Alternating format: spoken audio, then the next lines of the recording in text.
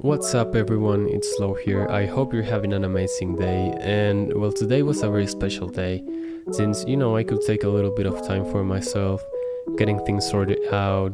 I also got a haircut. I'm not sure if you even noticed, but I'm wearing headphones, so I think it's already hard to tell. But anyways, today I'm going to talk about something that is extremely important for anyone that has feelings or that has ever felt into the game of self-deprecation. So in this short video, I'm going to give you 5 simple tips in which you can improve your lifestyle and also help yourself with your own self-deprecation and your self-esteem, as well as loving you every single day even more than yesterday. So with that said, let's start. So on the number 1 spot, we have being gentle with your heart and your own soul and body. Now, that's something that I've struggled a lot since I was a little kid, and especially in terms of my own body image. So, in case you were wondering why the fuck I'm not wearing any shirts or any clothes right now, it's exactly because of that.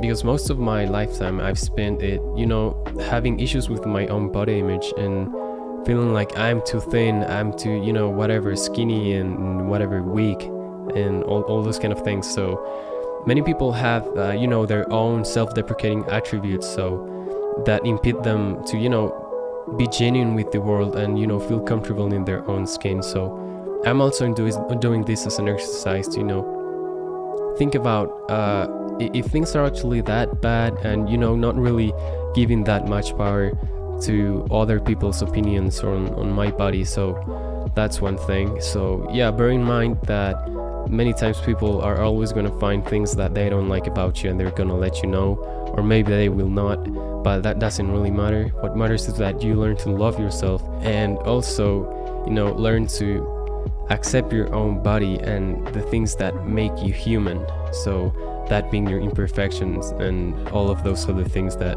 make you who you are, and all those small details that many times we just we're not so grateful about them. So that's exactly why in number 1 we have being gentle with yourself. Now on number 2, it is basically taking a brief pause and look back at your achievements and the things that you've done right. So many of the people just like me that have all of these self-deprecation issues, it is very common for us to just look at the things that we've done wrong and blame us for that, and just not look forward. And so we just get stuck thinking about the things that we did wrong once, and then we're basically carrying the burden of those said things until basically forever, and we just don't let go of those things. So basically that's exactly why looking at the things that you've done right will help you a lot with these sort of issues. So whenever you seem that you're stuck in this loophole once again of self-deprecation, something that I would highlight is actually think objectively, like, what have I done right, and what are those things that I liked about the processes that I'm having in my life, and how can I improve the things that I don't like. So yeah, that's number 2.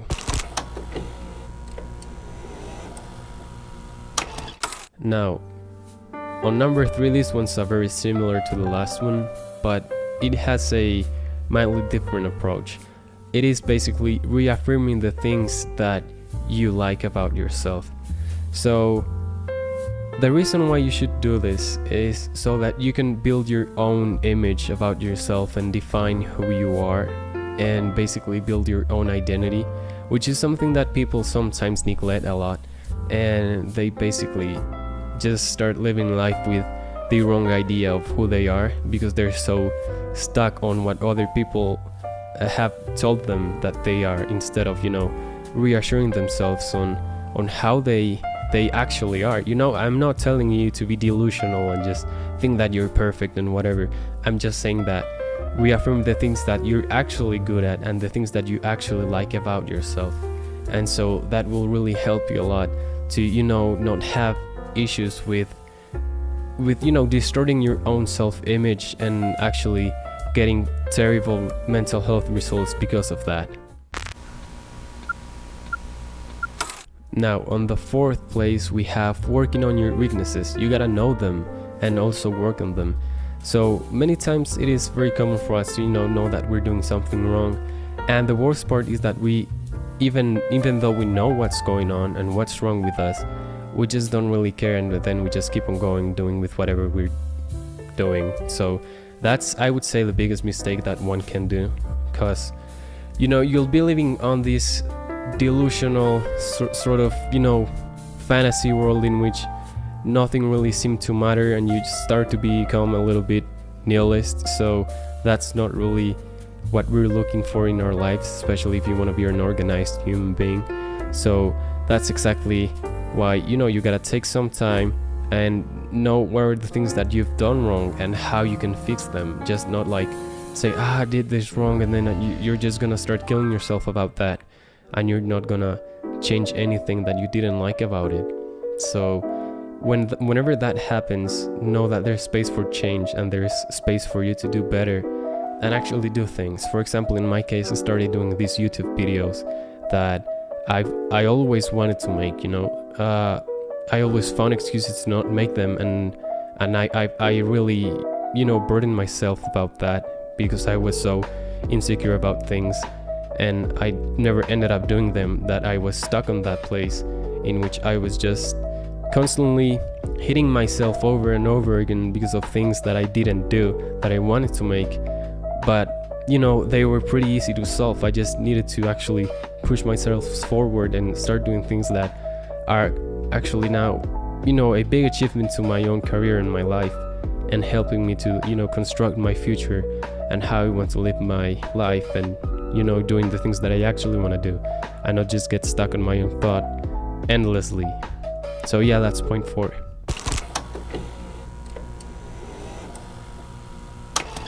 Now, on the last point, it is basically become your best friend. Now, this might sound a little bit weird at first, but if you think about it, it makes a lot of sense. So, for example, I know, especially us men, we joke with our male friends and our best friends. We're intentionally harsh with them, but we do so in a way that it's playful and it's not actually toxic. Something that we don't do with ourselves, and we actually do it in a very harmful way. So, for example, if you were to say the things that you said to yourself, to your own friend or your best friend, you most likely would think back and say, holy shit, that's something that I would never tell my best friend. So that's exactly why you should think about yourself as your best friend.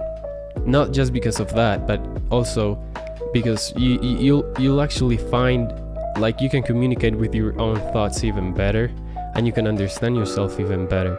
So when you know all of the things that might be a point of affliction to you and your life, you're going to be able to be more objective about what's going on. Maybe be a little bit playful with the things you've done wrong and not take it so seriously or by heart. So it's basically a way in which you can live more peacefully with yourself and not let your inner voices take control of your own mind and your situations in life. Because if you have brain power, if you have a strong mind, you'll be able to actually conquer many things in the real world and in your own life, because you will take action instead of just having them reoccur in your own mind and actually starting to hurt you over and over again.